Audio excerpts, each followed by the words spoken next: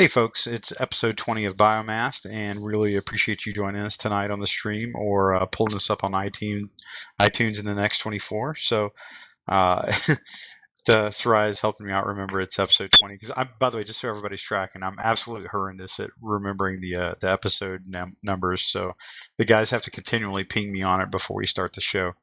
But we've got a few folks on. We've got our normal CPM crew with Soraya and Iron Wolf. We've got SMB in tonight and Pokey, and we might have another Dust Media guy hopping on here in a little bit if we can pull him in the channel. So with that, let's go ahead and start with some intros. Iron Wolf. This is Iron Wolf Saber with CPM 0. Nice to see you all. Awesome, brother.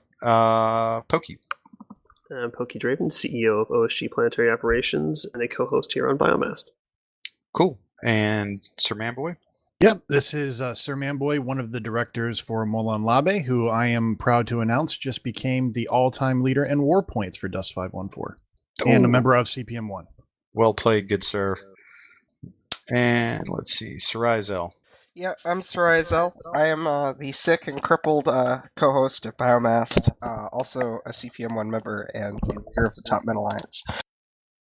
Yep, and I am Jason Larison. I'm also a member of OSG Planetary Operations and on the Dust side. And on the East side, I do fly with some folks, and I'll probably be changing corps here by the time we do our next show, and I'll let you guys know about that. Actually, great news by that. By the way, SMB, I didn't catch that you'd already bumped up on the leaderboards. Good on you. Yeah, thanks a lot. Yeah, no problem, man. I'm a huge fan. Anytime a Logi bro climbs up something on some kind of board, I'm a big fan. Because usually we're nowhere near anything on that. So tonight we've got a kind of a mixed bag of topics. It's a little bit of a lull right now with Dust, but that doesn't mean there's not something good to talk about. There's always a little bit of nuggets here and there that we can kind of go into. Tonight we'll talk a little bit about kind of CPM 1 goings on. And there's a little bit of information that I think the Iron Wolf and the guys are going to drop on us about some of the rebalanced numbers, or at least the next iteration of numbers coming out for the hotfix. Let's see what else we got. A lot of goings on in the Twitter sphere, so we'll have a little fun with that. Folks getting on Twitters, folks maybe posting some things that were maybe not a good idea to post. But those are probably some of the key things we'll talk about. And I think Pokey just teed up something that's a great idea that we'll probably start as a weekly, sort of a weekly nerd out session, which is going to be a fit of the week. And we'll let Pokey think about that one for a little while. Since he pinged it up in Skype, we're going to let him run with it towards the end of the show. So I'll give him a little bit to think about it. But like I said, let's dive right in, and I'll turn this over to Iron Wolf, SMB, and Zell. And how's it going for CPM 1 this week, guys?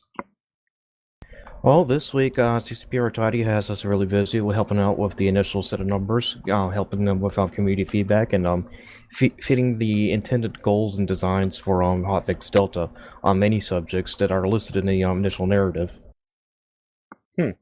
Okay, so it's more along the lines of so you're fleshing out things for the upcoming hotfix. Is that accurate in terms of Lisa framework? More like laying down the foundation to start with. Okay. All right. Pretty soon, you guys will actually get to see the more closer to final numbers and be able to comment on that and be able to work with that entirely. So now I did have a quick question for you guys, and after you guys get done, if there's anything else you want to talk about with the CPM, I was wondering if you could kind of give us a little bit of insight on how you see the hotfixes building on each other. Like in an integrated fashion, from your perches. I'm very curious to see that if you think it looks like there's actually like a longer or mid-range plan on how to do the hot fixes. So I'd really be keen to hear that, guys. Well, I believe there's three different feeds going into the hot fixes as it is. Basically, it's using numbers. There's CCP Rotati is an analyst, and he loves his numbers. So anytime when he looks at the market and sees a very major outlier, he wants to wonder why it's such an outlier in terms of either usage, deaths, or how many kills it's making before it finally gets killed. And from there, we also throw in community input, things that the community has been always complaining about and wish things were better. A great example of that was the nanite injectors, which have always been like considered fairly useless, and now that they're getting a shield buff, yay. That is actually pretty cool. I'm a huge fan of that. Yeah, I think a lot of us are really excited about that.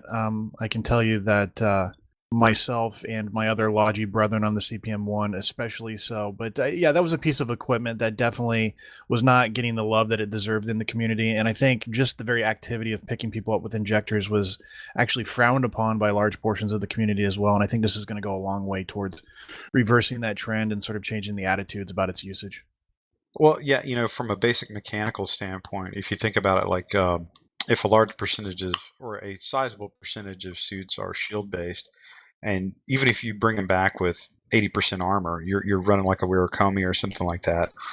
They're really, your survivability once you stand up and get your bearings is still pretty low unless the area is totally clear. So, I mean, I totally understand where they're coming from. I always run with a nanite injector, and I generally will run at a minimum of advanced and often proto, because I found that you can use them if you're smart. Now, the interesting thing I'd say about nanite injectors, and this is where I channel my inner Appia, if they're used either A, maliciously, or B, with the best of intentions but with bad situational awareness, they can be an incredibly frustrating thing. So I understand where they're coming from, but I do think that reviving shields and armor at an equal rate is probably going to be a boon to their usage over time. Absolutely. And you have to consider, too, experiences are going to vary greatly. I think Appia plays a lot of scout, so her chances of surviving any kind of fire after a pickup are going to be much less than a heavy or even a medium frame. So it's going to improve for everybody, but certainly I think the more HP that you have in your suit, the bigger the buff is going to feel to you as the game plays on. Yeah, absolutely. I think you're totally legit on that one. Then finally, the third feed is from the hotfixes themselves. We look at what the hotfix has done, what it's done to change player behaviors, and go from there usually. Sometimes it's we didn't do enough, or sometimes we overdid it. Case in point, the burst HMG was a case of overdoing. The what was? I'm sorry. The burst HMG. All right. Okay. So we're about to, I have a sinking suspicion we're about to fall into the trap of, like, I have just now skilled into a new role, the heavy. I have heard everybody tell me that the burst HMG is the way to go. I get into the burst HMG with a not insignificant investment of SP, and now suddenly me thinks that the burst HMG may be going the way of the Flaylock. By the way, you just said that. Well, the idea is to bring it back into par and not over nerf it like we did with the Flaylock, which by the way, should be hopefully getting buffed this time around. And to be fair, I've been playing a lot of heavy lately, even though my Logi role is sort of the closest to my heart. But I've been playing a lot of heavy, and I'm someone who's never put a burst in HMG on, and I've been using just standard HMGs, and they're still amazing. So, if you've skilled into the HMG, don't feel bad, because the standard HMGs are still fantastic, and if you know what you're doing in that role, you're still going to do incredibly well as a heavy. It's just, I think everyone can pretty much agree who's been on the business end of that burst, it's just way out of control right now. So, but don't fear, HMGs are still really great. And post-nerf anyways, it still should remain the best anti-close quarters and heavy weapon there is still. Okay, I'm just saying that I can find all of you the first time that, like, one of those things, like a fucking Min Scout tanks a burst HMG. I'm gonna find you. I'm just saying. Well, the thread was kind of interesting. It sounds like they're keeping basically the burst DPS the same, but they're making the interval between each burst longer. Is that what I was reading? I believe that was the intended goal. Because right now you can basically hold the trigger down and it will burst, but it bursts full auto, and it's actually pretty quick in between each shot. So you can, even though it's still a burst, it's almost a constant stream of fire, which I think is the big issue right now. Oh yeah, and it's turning other heavies into mush too. It's not just what it's doing to medium frames and scouts. I mean, it's actually almost doing the same exact thing to heavies if you stand in front of it. So it's a bit much. Yeah. The one thing I'd also, and again, I'm a very junior, HMG kind of guy, so I'm still learning a lot of the ins and outs. So one thing I would tell you is the heat mechanic on that thing that surprised me. I really had to because if you use a combat rifle and you try to go in there and you treat it like a combat rifle, that will not work out really well for you real quick. So I actually did have to learn to adjust around the heat, which I thought was a very legit mechanic to kind of slow it down and not make it too overpowered. The thing that I've noticed that really makes the burst HMG incredibly useful is it being a heavy or really a logi breaker, particularly in higher end matches, because you're going to have a hard time tanking through that. I don't care what rep tool you've got on you. Mm-hmm. And here comes the nano injector while you're overheating. Yeah, exactly. Yeah, there you go. I mean, for me, I went into with the mindset that you don't treat it like an HMG; it's more like a heavy shotgun. And if you kind of have that mindset and you assume that your heat capacity is your ammo, or rather your ammo in the magazine, so to speak, it works a lot better. I mean, I actually say that the burst HMG is a totally different weapon than like a standard HMG, which is more constant suppression, spray all over the place. This is more of a precision shotgun type weapon, and it behaves that way very well. It's just over the top right now, like you said. Okay. I mean that's fair enough. Like I said, it's hard for me to tell because this version of the HMG is the only thing I know about. So it's I've never played with literally anything else, so I don't have a frame of reference to work it off of. And real quick, guys, we did have another guest pop into channel. Bam, do you mind giving us a quick intro? And it looks like he's still getting his comms sorted out. Okay, well, we'll drive on. Bam, as soon as you get your comms sorted out, just pipe in, and we'll let you do an intro, brother. Quick question: any other items coming up on this latest round of number fixes that might catch people's attention? No, snipers is going to be a well debated one. Yeah, I will have to. That is actually something I wrote down earlier, but I forgot to type it up on our agenda tonight. Is like I was having a very difficult time following exactly what the thought of like the fix was going to be. Like I really couldn't understand what Rattati was trying to go for. It sounded like he was on one hand perhaps making, for lack of a better term, an Uber TAC AR, but not really so much of what we would all probably identify with as a traditional sniper rifle in a game. Is that accurate? It's if I have to quickly describe it in short amount of words, it'll be basically re-rolling the sniper rifle roll. Okay, like I guess my question is, what if you were going to describe to somebody the difference between the sniper rifle now and what the intended end state is going to be, or at least the intended post-hot fixed end state is going to be? How would you describe it? Well, it should be very rewarding when you get a headshot with these new guns. I mean, they're going to be very... there's no other way to describe it other than hyper lethal. If you headshot someone with this, your chances are you're either going to kill them or get really close to killing them. A fully charged, a triple damage charge rifle should be able to bring down some of the most heavily armored sentinels with a single headshot. Very few of them will be able to escape it. Okay. That's interesting, but they are going to shorten the range up noticeably, is my understanding. They will still have the superior range over every other weapon in the game, including some of the heaviest ones, such as the Forge Gun and the large rail turret, which are both capped at 300 meters apiece. The snipers would basically the snipers are getting their magazines changed up, so they'll be able to arrange their attack profiles differently. For example, the tactical will be much better to spam its weapon fire with its larger magazine, while the charge rifle, which is supposed to be more careful and considerate of its shots, will have a lower magazine because of it. Okay. The idea is to encourage. Well, with the two variants, the idea is to encourage those different types of gameplays, while the standard rifle maintains its flexibility of doing either both. Okay. Well, I mean, like I said, it'll be, I think, interesting to see how it works out. I've never really messed around with a sniper rifle outside of something that came in like a Covenant pack. I am of the mind generally that people cry a lot about snipers when the issue is more along the lines of the map design that allows the snipers to get into the right place to shoot is probably much more of the base or the root cause issue than snipers themselves.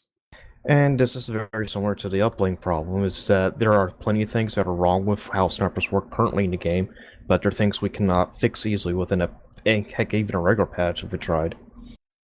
Yeah, nah, and I got you, man. That's like I said, it's one of those things where I always kind of take an odd look when people say, "Hey, you know, all you red line snipers, we hate you," blah blah blah. That like start throwing, you know, massive troll bombs on them. When the reality is, I mean, the whole point of that weapon is to put yourself in a place where you can engage, and it's very difficult for people to engage you. Um, and and you would be kind of foolish not to take advantage of the range. Much like when people tell me that, well, hey, if you have a problem with using your Calichiota rail rifle in close quarters, then why don't you just fight more at range? Well, it's the same thing you're telling a sniper to do, but you don't like it when they do it because then you really can't shoot back at them, can you? Well, one of the problems with the redline mechanics overall, the fact that it exists allows players to sit in your with very little reprimand from any of the hostiles, because any hostile player that wants to try to run up there to stab you has less than 20 seconds to do it. Then there's no guarantee they can run back out, and some of these snipers are 40, 50, 60 seconds deep into the red line, especially the Thales users. So they're some of the extreme ones. So, but not everyone redline snipes either. That would love to continue to have their superior range. So we actually kept that in mind in terms of weapon profile versus things like the force gun. Okay. No, no, like I said, I really think that map design probably eats up is really the root cause of a lot of the concerns people have, and that's just my thoughts in general on that one. But Yeah, it's interesting. It's going to be interesting to see what they do with it. I will say that. I mean, fundamentally, all redline sniping issues could be taken care of if the red line was placed differently on the map, but that's not something we can really do. I mean, have you noticed that on the three newer maps, redline is less of an issue? Yeah, no, actually I have, yeah, because they Lessons pocket it. learned. Yeah, they make a pocket of it, and that works a lot better. I think we all can acknowledge that snipers need to be effective in this game, and I think some of the compromises that are being discussed and that are going to be worked on are going to be really good. I mean, clearly, making snipers more effective, making the headshots count for more, but eliminating some of the red line sniping is awesome. I just worry about in this environment of massive ISK losses and this environment of undercompensation. Is this going to result in snipers, killing another suit or two of mine, or and I'm sure you guys might feel the same way. What is this going to do ultimately for our bottom lines financially? And clearly, I don't think that needs to stop us from giving the snipers a little TLC. But I think this is possibly going to be just another class that's going to kill us more. And I think we're all frustrated. At least a lot of us are frustrated with the cloaked scouts and what they do to our our bank accounts as it is. I'm just wondering if this is going to hopefully open up maybe a discussion about better compensation as we see more effective roles taking more of our clones away as the game goes on. So I mean, I hope that's something that's on the table for the future. We can talk about increases in compensation, because while we are doing what we should do with these roles by making them effective, the bottom line is that it's going to result in more ISK being taken away from all of us as we see more effective roles on the battlefield. So it's something to consider. I think that's a pretty fair statement.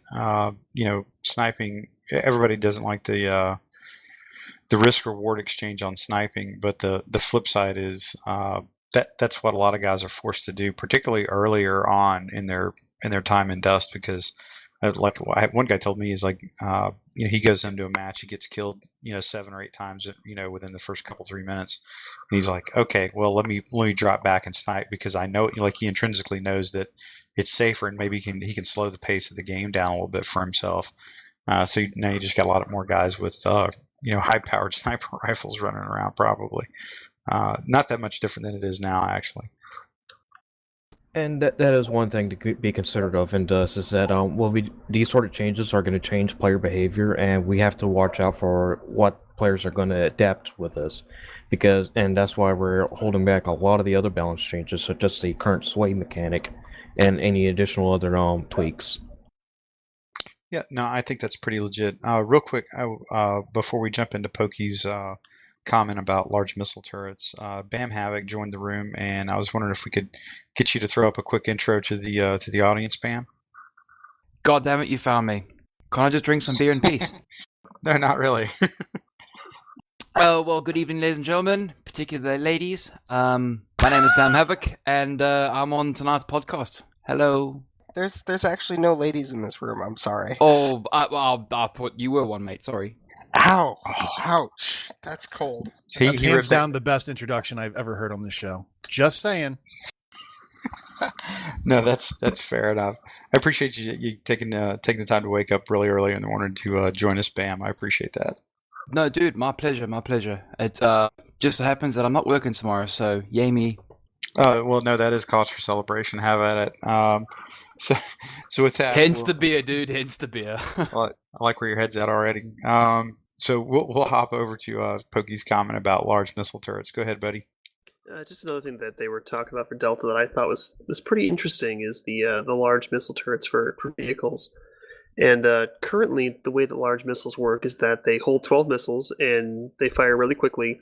And then when you want to reload, it's a 10-second reload. It's a very long reload. It makes it very high burst damage, but pretty low sustained damage. And some of the issues of this is that if you want to reload, maybe one or two missiles, say you fired a couple to kill an infantry guy or something, and you want to reload to have a full magazine, it still takes 10 seconds, and that's pretty detrimental if you get caught off guard.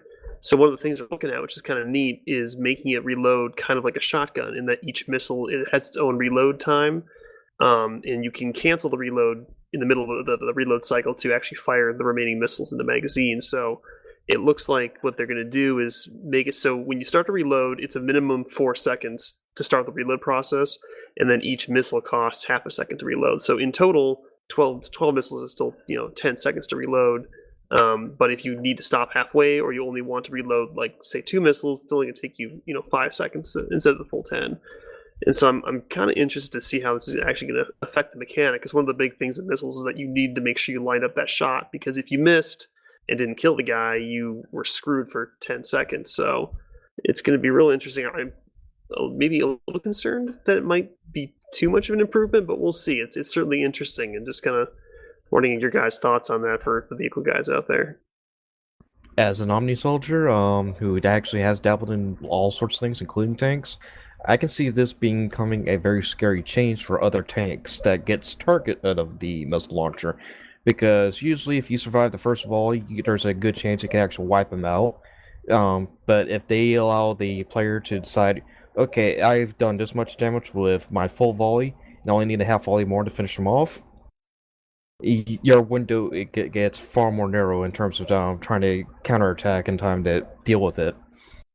Yeah, that's pretty much my concern, is that if the attacking player knows I only need half a volley to finish this guy off, you might be screwed. Where before you could actually kind of take advantage of that long reload time if you could survive the initial alpha. So we'll see. I'm not really sure how it's going to affect it. It's one of those things you have to see actually in practice. But I think the idea is interesting. I hope the impact isn't too much in that regard.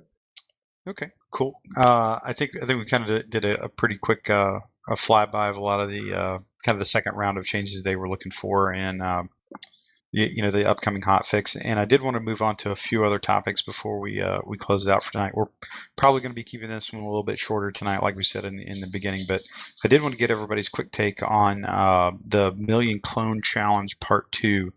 Kind of what your guys' thoughts are on revamping that thing up. I'm trying to remember how much of a grind fest it was. I don't know that it really was a grind fest, but it seemed like a good event. But I'm just kind of curious what your guys' thoughts are on it.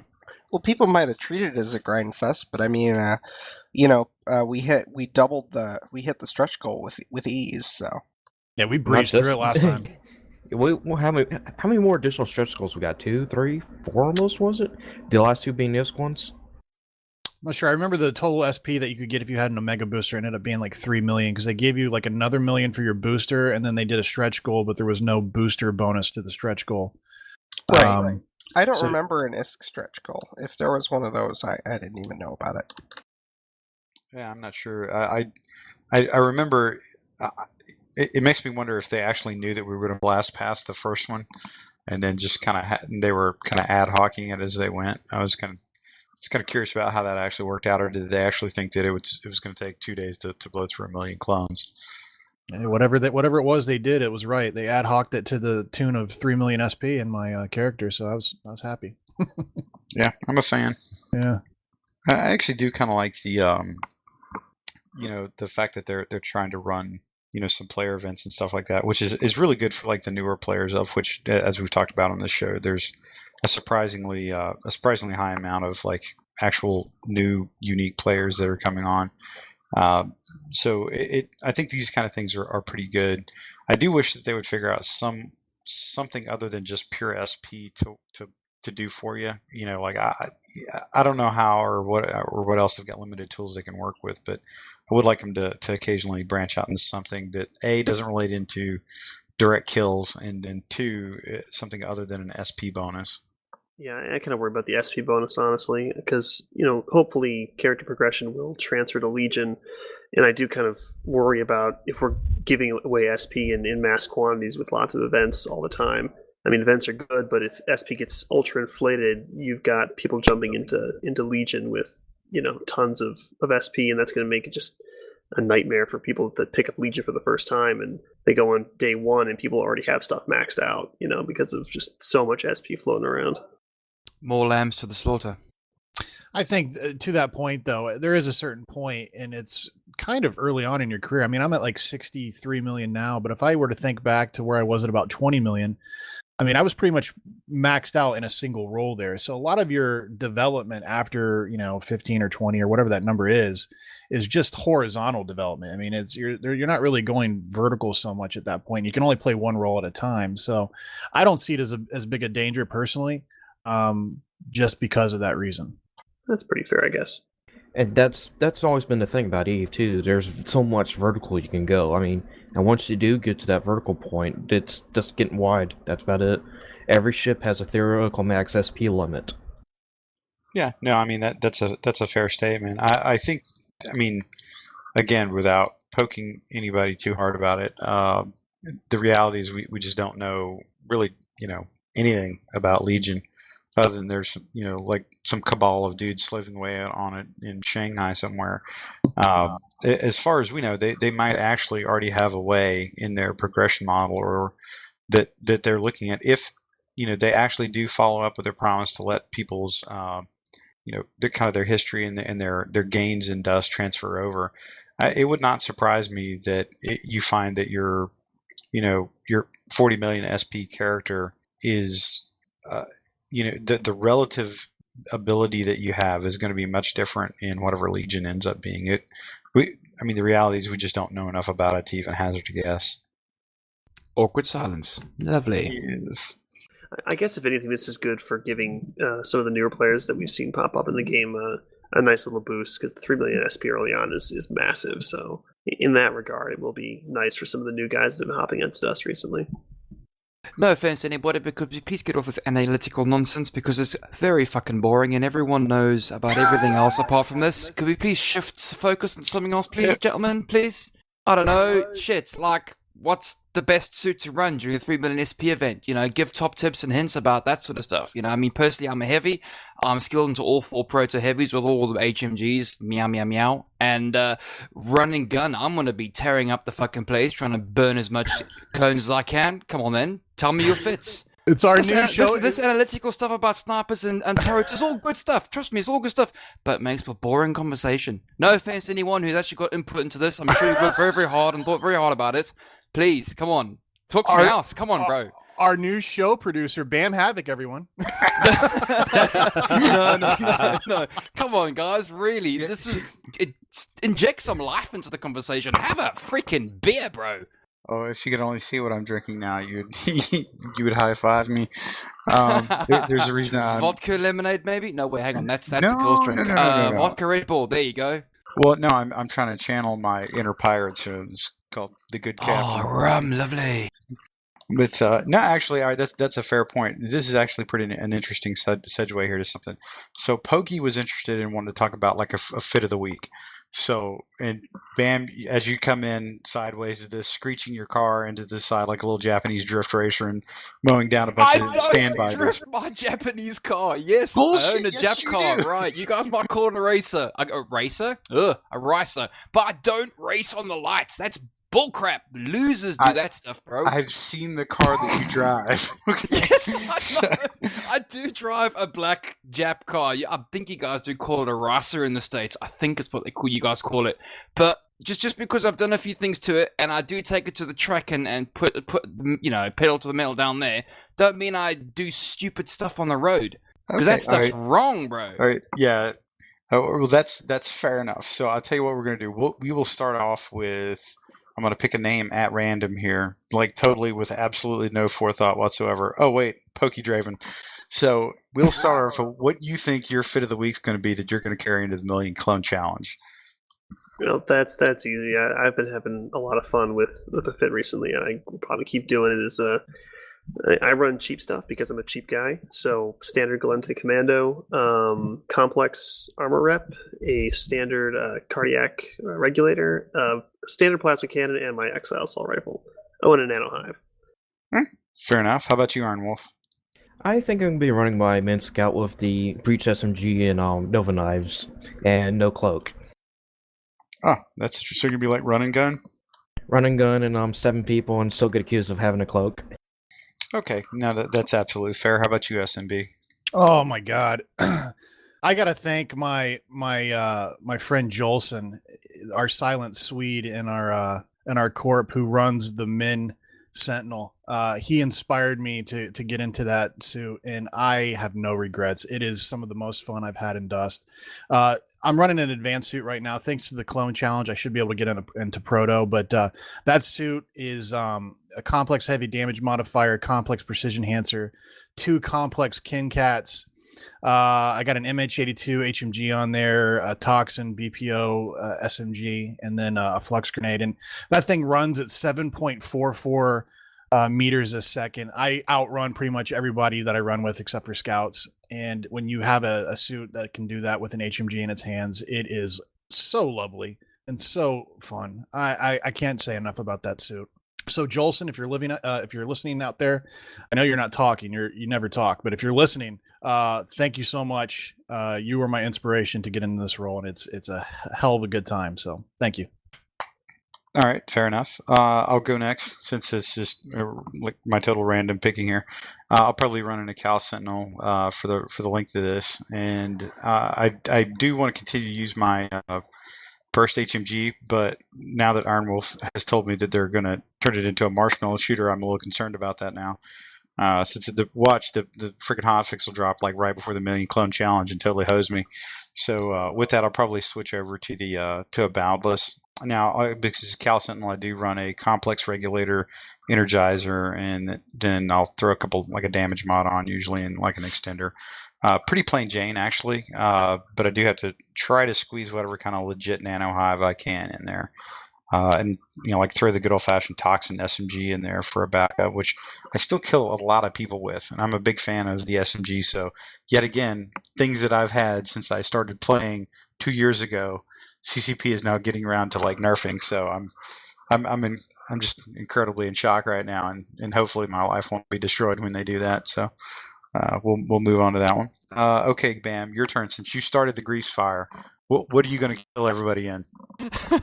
It depends really, because I tend to adopt my suit for the map style. If it's a fast-paced map, I then tend to go for a slow, cantankerous. I can take damage heavy, which would then be my Galente with not an MH82. I don't like that HMG. I'll probably go for full proto. HMG. The Mimitar HMG, Proto MG is pretty good because you can stick all the fast speeds on there and you can step left and right and you can break the aim assist lock, which a lot of people are relying on, and you can kill them a lot quicker with an MH82 than they can melt you with a Proto. So that's pretty good if you've got scouts and assaults. But always go for the Logi. Fuck the assault, Logi first. The Omar heavy, I always had a soft spot for it because I obviously 2.5 years ago when I first started playing Dust, that's the heavy I went for. And so it all depends on map style. If it's a fairly easy enemy that can just melt, I go for the Amar. If they're a bit stubborn, I go for the Galente.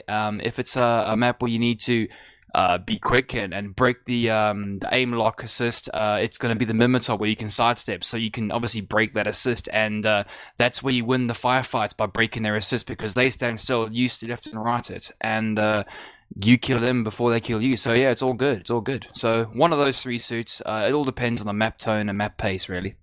Yep. No, I think that's actually, you make a really good point there about, and that's, you brought up a point real quick that SMB was talking about.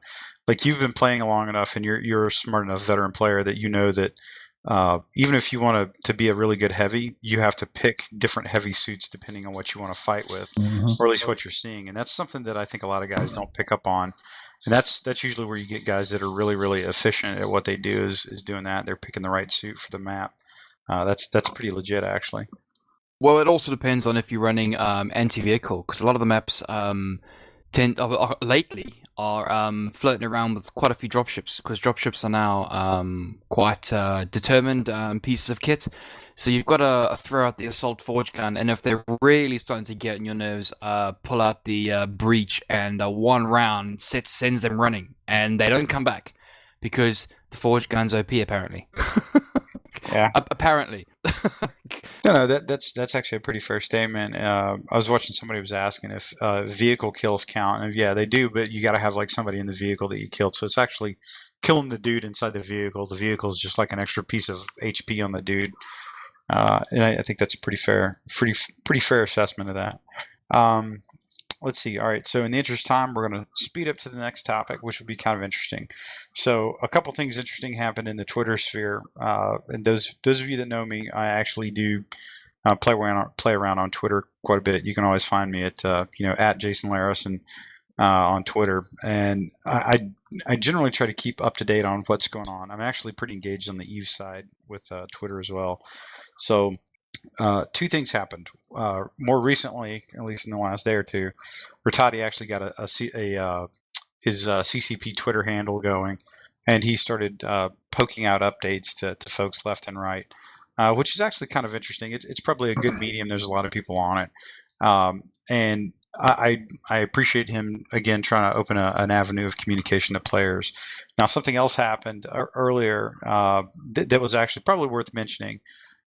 Because actually the culprit is here amongst our little crew of pirates. Everybody, a lot of people remember a guy by the name of CCP Fox 4, who is primarily an Eve dev, just for the record. He actually mostly has worked on Eve and still does. But he was the guy that did a lot of the work on the linkages between Dust and Eve and some of the API pieces that happened really for both games, frankly. And he had probably a very ill-advised tweet that I honestly don't think that he probably meant it in the way it came out, but it certainly didn't go over well.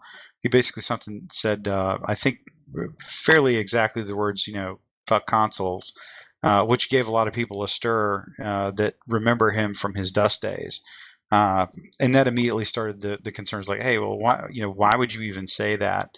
If you were the guy that was previously a pretty well-respected guy working on the Dust piece. Now, since then, he's taken that tweet down specifically, and if I'm not mistaken, I think he's got an official CCP Sox 4 or Fox 4 Twitter tag now. He previously used a private handle. So it made for an interesting debate on what should an employee of CCP say. And basically, how could they be construed by the player audience?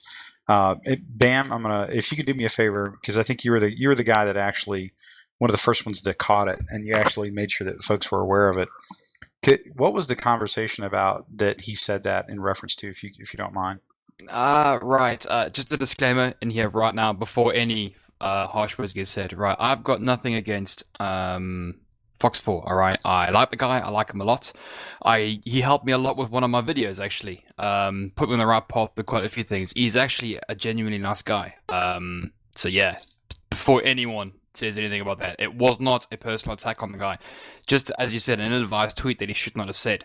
The original conversation, I follow a few people on Twitter, and I do check up on a lot of these CCP guys, because I've always stated that some random blueberry once said, never watch what people say, watch what people do, and I'm watching what CCP is doing right now with regards to Legion and regards to Dust 514 on the PS3. I still love that game. It's still one of my favorite games of all time, and I still game with a lot of Dust 514 players, and I still consider myself a Dust 514 player. Even though I'm playing Destiny right now, so don't shoot me too much. It doesn't matter what context he used it in. Those two words don't go together, because he's obviously worked on Dust, and a lot of the community, including myself, do feel somewhat frustrated and betrayed by CCP with regards to a few lies and fibs that they might have told prior to FanFest, and so on and so forth, which has worked out for the betterment of Dust, because we're balancing a PC game, which is awesome source, and Ratati is doing a brilliant job at that, so big ups to Ratati for that. It's just, he shouldn't have said that, regardless. Even if he was joking on his private account, no.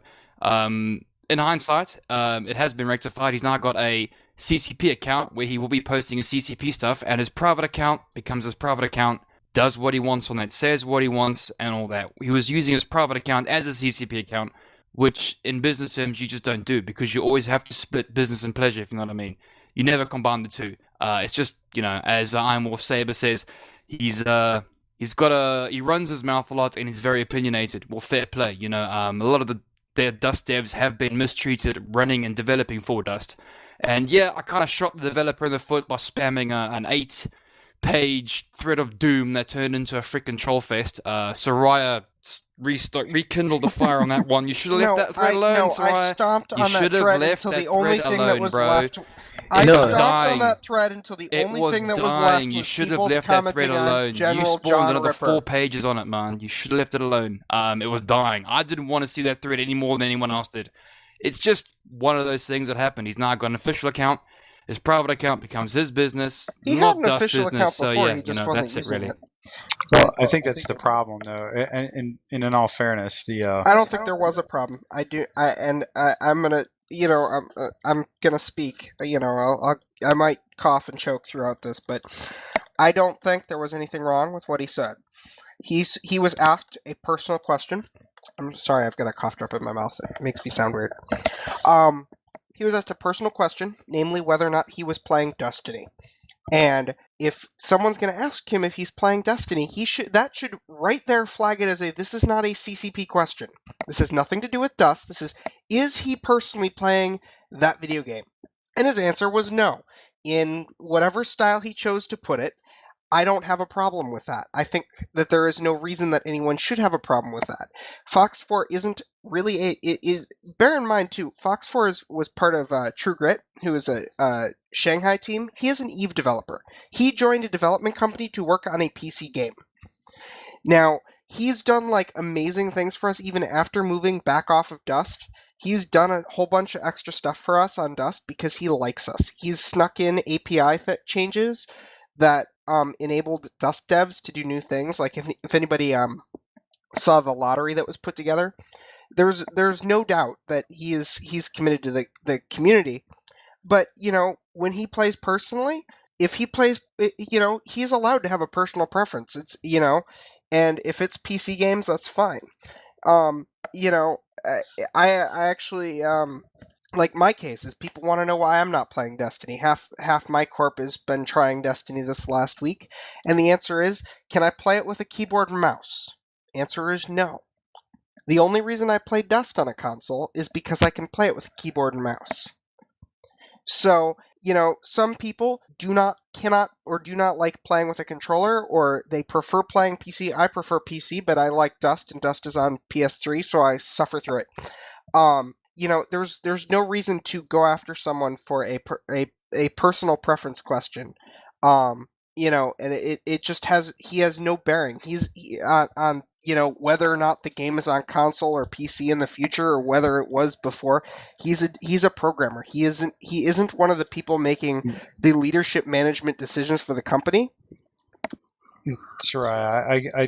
With it in the, like I said, we'll kind of move on this one in a second. But one thing I did want to add is like your point is very valid. Okay, and I actually tend to agree with a lot of it. The one caveat I will say, and this is where I actually probably lean more towards Bam's point of view, is I'm let me be clear. I have a lot of respect for Sox 4. God, I keep calling him that. For CCP Fox 4. He has legitimately done a ton of stuff for Dust. I don't think anybody that's been around for a minute doesn't agree with that. The difference is he would routinely use that personal account to put out official commentary on CCP games and products, purely from a messaging standpoint, which I think we would all agree that CCP needs all the help they can get at any given time.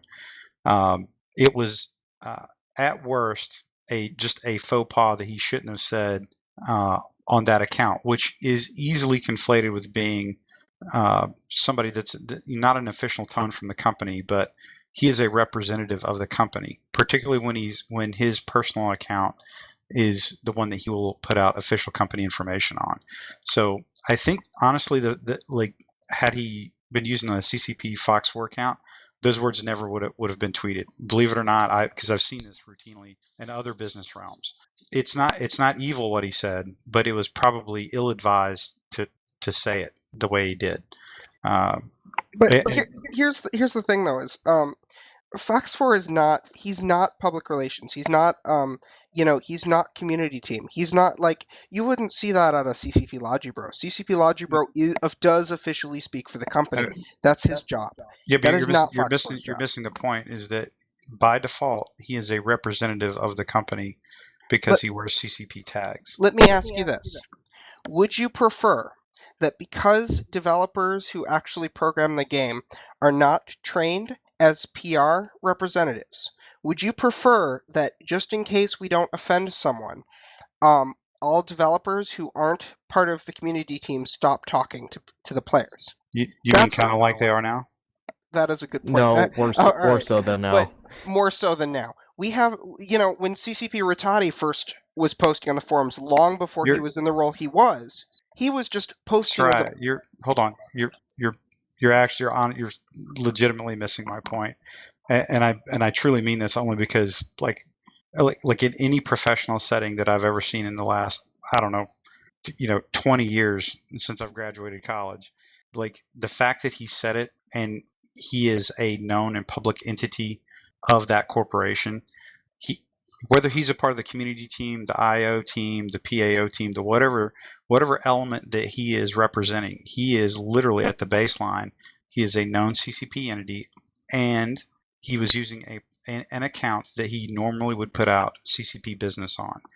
I'm not saying he doesn't have a right to have those thoughts or to even communicate them, but I think. But now you're missing my point. Yes, if you have people who are not community team, who aren't public relations, if you want them to be able to talk to players back and forth and have that community interaction with the people developing the game, you're gonna have those screw ups. It's gonna happen. So you can either accept that and say, okay, so he prefers PC games, big whoop, or CCP can lock down on it as because players are freaking out about it, and you don't have you don't have this interaction anymore. Hey, okay, number one, had he not, let me run this by you. He deleted that tweet himself very quickly after he put it up. Sure. You know why? Because he knew he shouldn't have done it. I'm sure he did. Or somebody from CCP said, "Hey, bro, you need to take that down." Those are the only two options there. So that's number one. Like I said, it's not that big of a deal, and the fact is it's over and done with. And like you said, it's okay to have the mess ups because the guy's not going to get fired, I don't think, over this. All they was like, hey, just don't say that publicly like that, and then everybody moves on. I think that's all we were trying to say. But I think you're literally I think you're reading into more of people's not really complaints but their comments about it than there really were. That's all I'm trying to say. I think it's a matter of common sense. I mean, anyone can look at that and go, given the current state of the way things are, the way that was said was probably a really bad way to put it. And I think that you're taking a little too black and white, Zell, and saying like, oh, if they can't talk, then they can't talk at all. I don't think that's the case. I think it's just if you're going to be a representative of a company, and if you work there, you are a representative, PR or not. And if you're going to post something, make sure you take a couple of minutes to sit there and think about how are people going to actually react to this. Because I'm sure he tweeted it out and went, like, fuck consoles. It's kind of a common phrase that people use. And then went, oh shit, and probably fixed it himself. My concern is that if you have a situation where players are taking issue with this, and then CCP, they take issue with why are we having PR issues that aren't related to our PR department, and suddenly you may have a situation where those developers are literally not allowed to talk about company things. Again, you mean like we do now? Because let's be real. We don't have that now. We have tons of developers who do speak, and that's less on the particularly the Legion aspect. Stop. But Wait, hold on. Like, name me the last time that anybody spoke to the player community. Period. Like, other than Rattati talking about rifle we're talking about CCP as a company, and Eve devs are openly active on Twitter all of the time. That sort of thing could come to an end if players freak out that one person said something that might have upset a few people's feelings. And players did freak out when it came to a few things with regards to what Halmar did and said on an email that was meant to be private, but accidentally tweeted. He said himself, don't watch what players say, watch what people do. And they set jitter a lot. And look at the ramifications coming to that. Again, Business Ethics 101. Regardless of it being personal or corporate, you don't say those things. Regardless of context, regardless of meaning, you just don't say it. You saying devs can't talk? Of course devs can talk. They got you guys to talk. Don't forget, Soraya, as I'm going to say this again, I said this many times to many CCP members. We voted you in. You're our voice to them, not their voice to us. You tell them what we want. It's not your job to defend them. If he fucked up, fair enough, he fucked up. Drop it, dude. I've dropped the entire subject completely. He's now got a corporate account.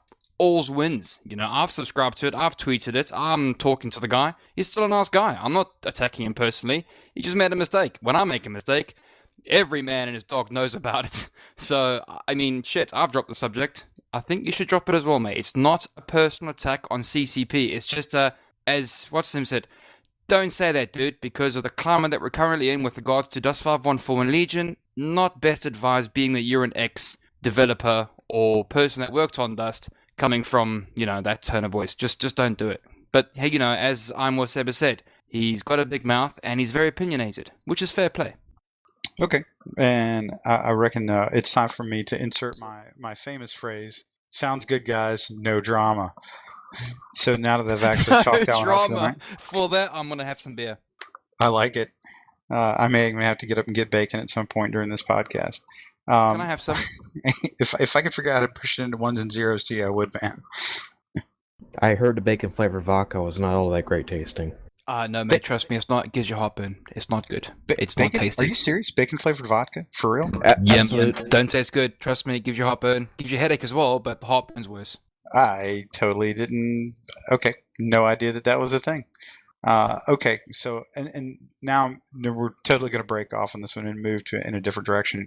A couple things, everybody has been talking about some different games out there, Destiny being one, and while we are a show about Destiny and a bunch of other random stuff, I was kind of curious what your guys' take on it, because I have not personally played Destiny. I know a few of you guys have. But I was very curious because I know a lot of guys from the Dust community are looking to get over there. Now, one might I ask, why is it relevant to talk about this on one of these podcasts? Well, the simple fact is, A, we're all gamers. That's number one.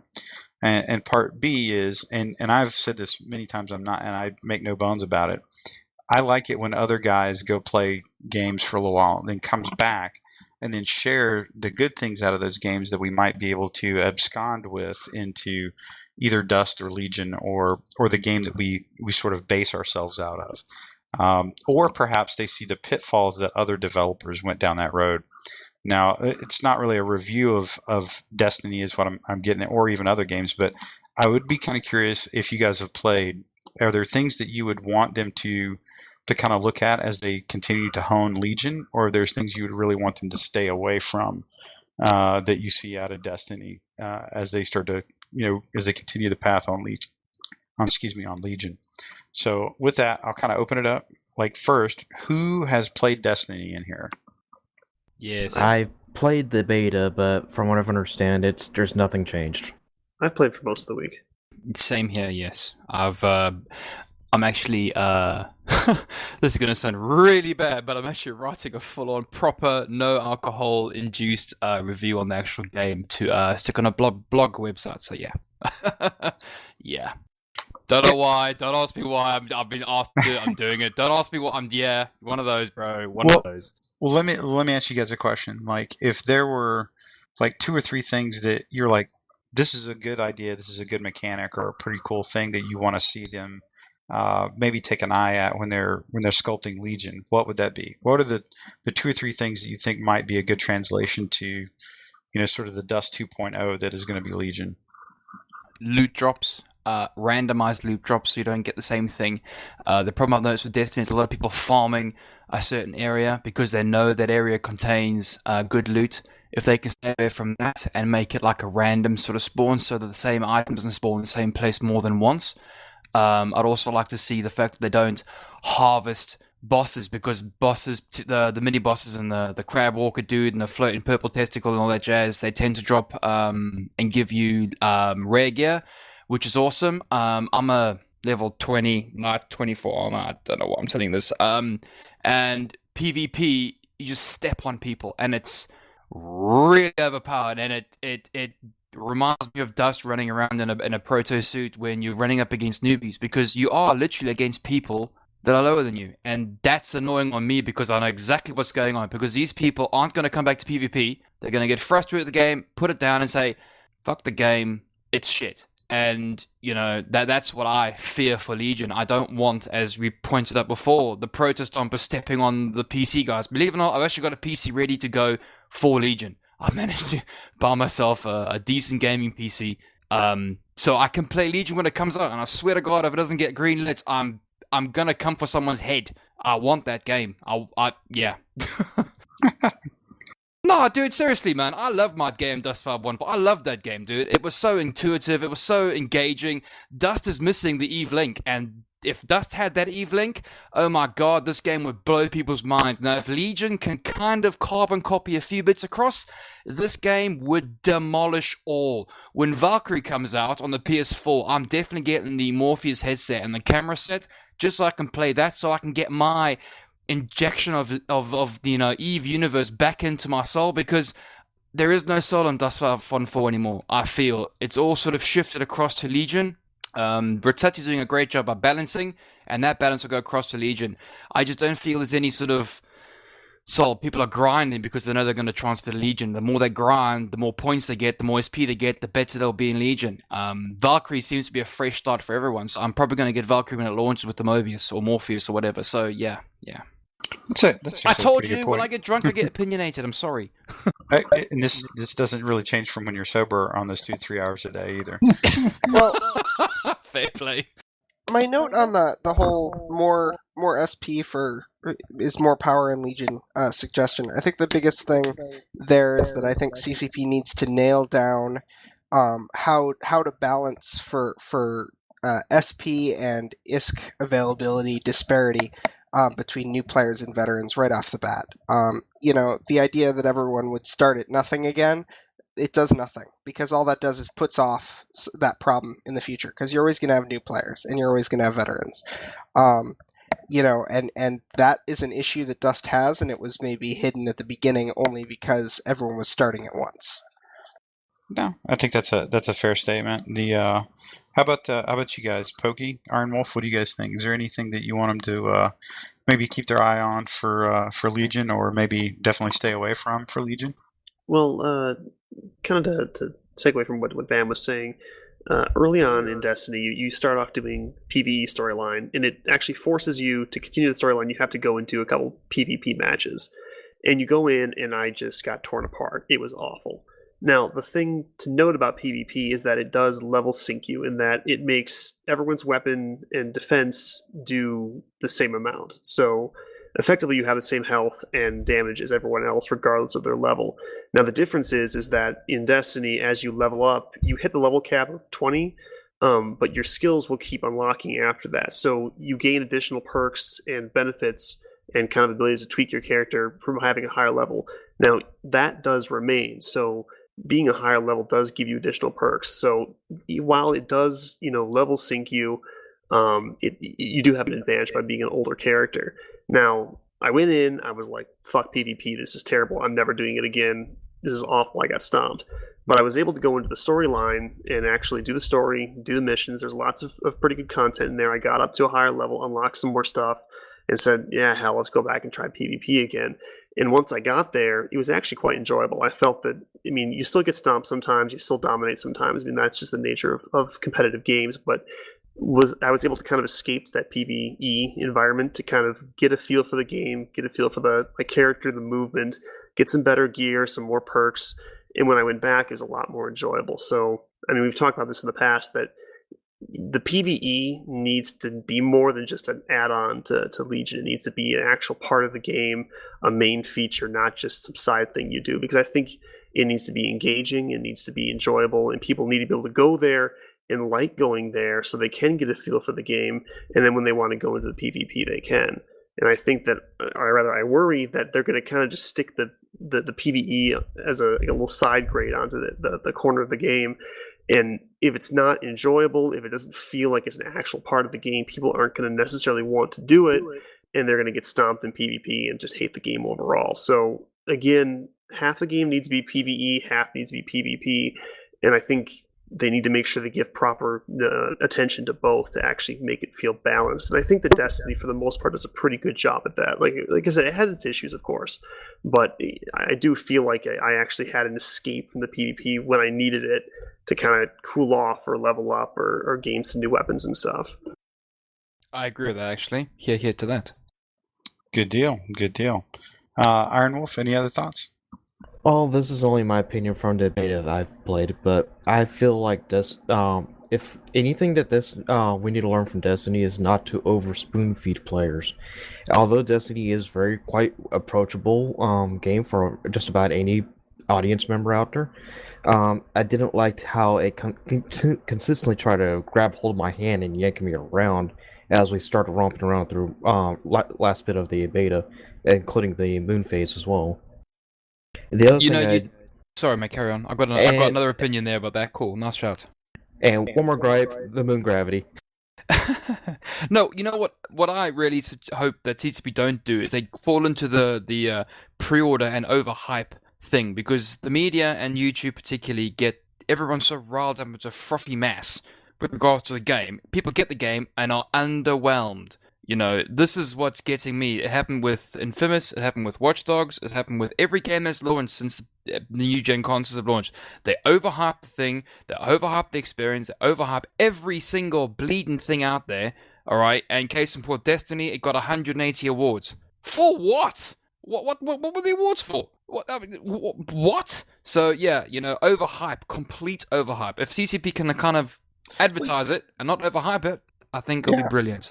Well, some of that's the player's fault, though. It's the journalist's fault for that, not necessarily the player's fault. We are the players. We know how good the game is. But no, I mean, like before the game is even out, before people have played the game, there's so much expectation that it's going to be the greatest thing since sliced bread. I do it with television shows. In particular, I held for a good year that Marvel's Agents of S.H.I.E.L.D. would be the best TV show that had ever hit television. It wasn't. It's pretty good. It got a lot better towards the end of the season. I'm really excited about this year, but as I digress from the topic completely, players do a lot of that themselves. And one of the things you might have noticed on the forums before Destiny's launch was the 8 billion threads about, well, what's CCP going to do because Legion is launching in 2-3 whatever days and it's going to kill Dust. And that's the same thing we've seen with like every other major game to release since Dust launched. Were you going to say 2-3 quarters? Oh, there we go. Dust is now going to convert to Legion in 6 to 9 months. There we go. I think he meant Destiny. Destiny in 2 or 3 days is what I said. I was about to say BAM tinfoil is best tinfoil. Yeah, I mean, Damn tinfoil's covered that in bacon that grease, was bro. like the kind of stretch you get where people like adding and subtracting numbers to confirm Half-Life 3. That was that tier of tinfoil. I'm sorry, I don't know when Legion's coming. You're not going to be able to get anything out of me because I don't know. Yeah, I think the thing for me is that everyone's jumping on the hype train, and I just refuse to for Destiny. I mean, it is a fun game. Don't get me wrong there. I'm enjoying playing it. I'll probably continue playing it for a long time.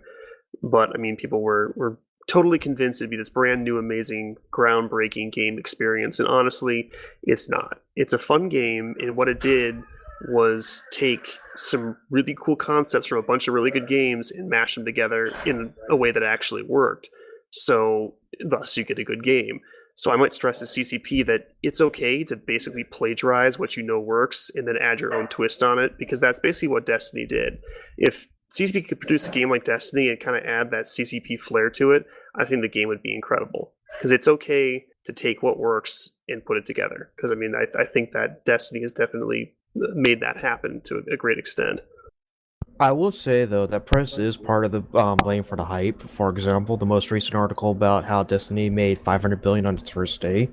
If you were to read the Activision's own little press release in very small print, it's not sold; it's sell in. Basically, the number of copies they shipped out was equivalent to 500 million. Tricky. And Yeah, so many other video game journalist websites have picked it up and mistranslated that, so to say. Well, there's no doubt they have a very smart marketing team. Well, it wasn't smart enough because the stockholders for Activision dumped a lot of stock that day. Interesting. Wow. Like I said, guys, and the interesting thing about it is I'm a huge fan of trying to get your hands on a lot of different games, just so you can see the different stuff out there. And the reality is, like I said, we are all gamers. I was talking to a bro of mine earlier, and the best way I can sum it up is that I get a lot more out of the people that I've met playing Dust than I get out of the actual game itself, and that really holds true for any game that you're playing. And that's why you see a lot of guys actually coming over from Dust into different games like Destiny or even Battlefield back, a few months ago, and they're trying to find guys that they already play with in Dust, because it's more about your the community connections, the social gamer connections that you make, and you got to give CCP some serious props for it. They are, I would not say they are unique, but they are clearly kind of on their own island when it comes to the ability to build incredibly long-lasting and dynamic player communities, or at least foster the growth thereof, if not actually build it themselves. To put it in easy man terms, they're brilliant at making a very social networking game. Yeah, I think you're spot on with that, and it's. I think that is the thing that I really wish that they would really play to their strength going forward. That's the one thing I even said that coming out of the the FanFest debacle is, if they would just play to the things that they do really well, they would be so much better off. So that being said, guys, I think we've had a pretty fun show tonight. We had to inject a little bit of random craziness so we brought in the one and only Bam Havoc. So let's think about that random craziness. Things go bam, and there's a lot of havoc involved. Okay, that shit worked out. So that's a pretty good deal. We did talk a little bit about what the CPM's got going on, which is really just sort of helping out with the latest hotfix rounds.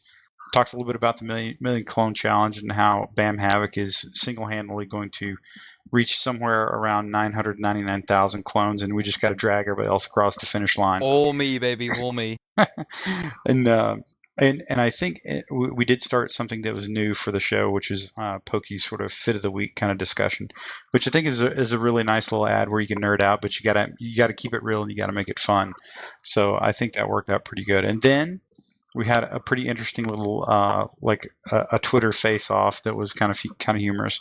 But at the end of the day, the one thing I will say to everybody out there and to all you guys here in the room with me, like the reason you can have adult and impassioned discussions about this stuff is because at the end of the day, we all care about the player community, and we want CCP to turn out a good game, and we want them to work with us as a partner. And I think that's no different than anybody in this channel.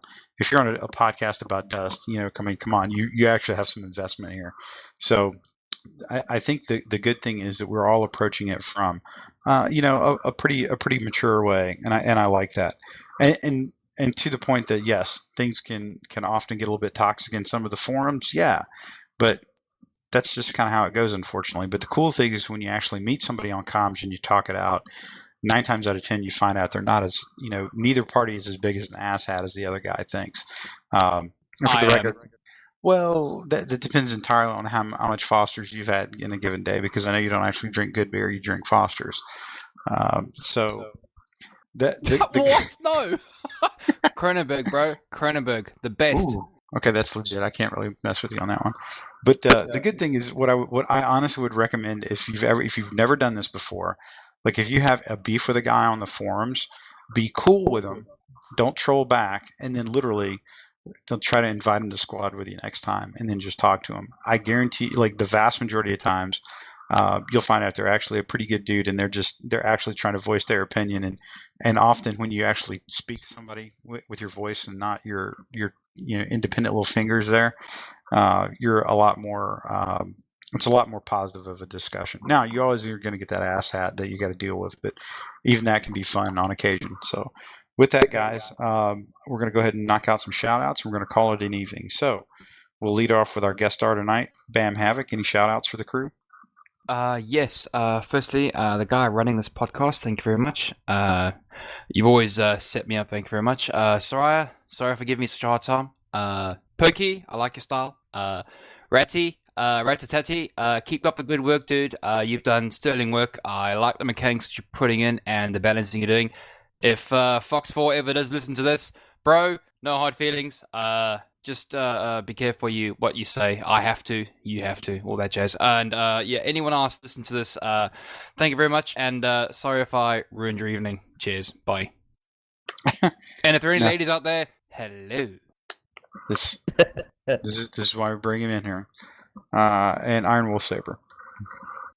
I'd like to give a shout out to CCP Retati and CCP Logibro for continuing work on Dust 514. And I'd like to give a shout out to Bam for showing up for tonight and keeping things entertained. I don't know. All right. And Pokey Draven. Just shout out to everyone that's working on Dust, both developers, CPM, and community. I think we've gotten a lot of really good work done the past few months. A lot of stuff that should have been done a long time ago, but we're getting it done now, and it's really good to see. And it's actually reignited a lot of the fire I've had for this game. So much prop to you guys. Thank you. Yep, no problem. SMB. Sure. Just again, I just want to clarify that that was Molon Labe that is now number 1 all time in war points, not Sir Manboy. That's Molon Labe.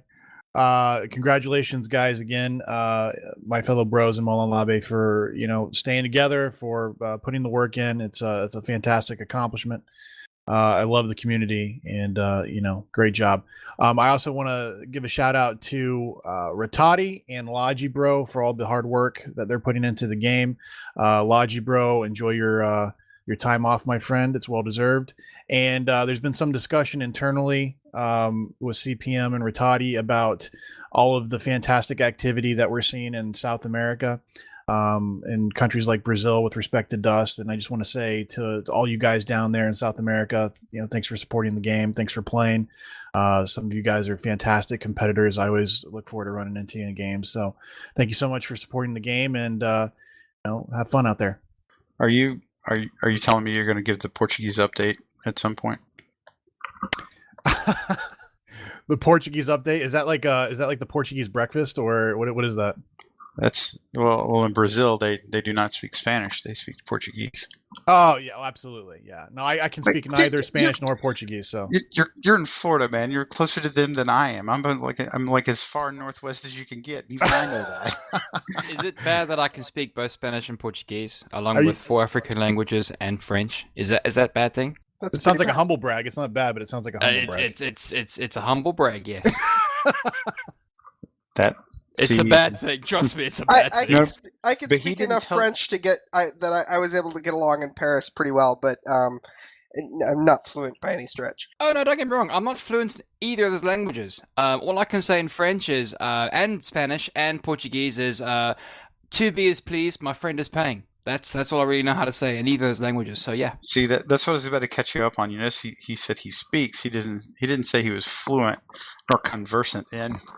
so Yeah, so you well, just then have Free to beer watch for out me for though, that. bro. I got 2 free beers. No, no, Boom. I may have him beat on French then, because I was able to. I can interact with people in France in French, but generally I am praying and hoping that, and I was very lucky in the case that many times they did, that they would respond to me in English.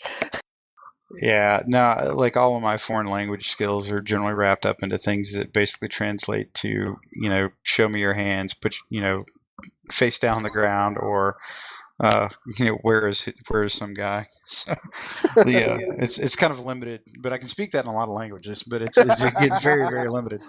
So it doesn't go over really well at parties. Just throwing that out there. Although, well, it depends on the party, but the with that we'll go with Soraya Zell for the last shout Yeah, out. I have 2 shout outs. I'm gonna give my first shout out to CCP Fox 4, because he's awesome, and I love him no matter what he says on Twitter. And my second shout out goes to Dayquil, because Dayquil is a wonderful thing. And whoever came up with that just deserves all praise in the world. Uh, there's something to be said for being able to get by on chemicals. I mean, it's been done by many a famous person in the world, and you certainly wouldn't be the first. So, and I at least refer to you as dust famous. So, with that, guys, for shout outs for me. Actually, I'm going to kind of go a little sideways on you for shout outs. Over on the Eve side, there's a couple podcasts that we listen to, or that that actually got us started. Like, so a lot of people know that we kind of got our start from the Podside podcast on the Eve side. It's a very long running Eve podcast, and those guys have continued to support us. A lot of our comms It's not architecture. just long running; it's also actually just straight long too. Yeah, it is, and it is a lot of interesting discussions in there. It's literally like a barroom discussion at any night. But I would like to give Pukin, Urziel, Min, and all those guys a quick shout out. So really appreciate the Podside crew keeping up with us. And the other thing, there's one other podcast I would like to throw you guys out to. Just give a quick shout out. It's called the High Drag Podcast. It's ran by 2 guys, Random McNally and Kyle Yanowski. And they are both really good dudes, and I've been having some discussions with Random. He's a really good guy, but I highly recommend that you engage their podcast. Now, here's an interesting one for you dusters out there that haven't ever tried Eve, or maybe you've took up for like a month subscription to see what all the jazz is about. High Drag Podcast is actually a very new player friendly podcast, and they do talk about a lot of things that are really relevant to newer players. And it's a good way to get guys turned onto the game, or at least help them be interested in the game. So, like I said, I want to give a shout out to the Podside crew and to the High Drag crew. So, with that, guys, we're going to bring episode 22 to a close, and we really appreciate it. We really do enjoy the Skype following and the Biomassed channel. We have a lot of fun with that, and we will get this back up on, let's see, probably YouTube and on iTunes probably in the next 24 hours. So, guys, we will see you in game. We will see you in game. We will see you in game. We will see you in game. We will see you in game. We will see you in